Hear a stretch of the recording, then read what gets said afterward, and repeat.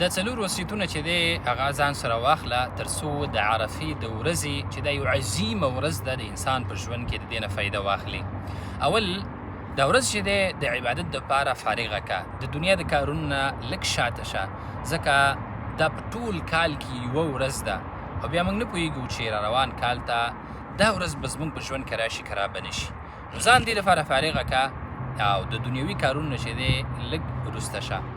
دویم که چېرته ته حج ته نه ځې نو بیا په دې ورځ باندې روژه ونیسه، ځکه دا هغه ورځ ده چې د دې روژې په نیولو باندې انسان ته 2 کاله ګناهونه معاف کېږي، 1 کال مخکني او 1 کال وروستني. دریم چې دی په دې ورځ باندې ډېر زیات تکبیرات ووایه او د دې د ورځې نه تکبیرات مقید شروع کېږي چې هر فرض لمانځه نه وروسته باید وویلی شي تر اختر د 3 ورځو پورې. د دې چې دی ډېر زیات اهتمام وکړه.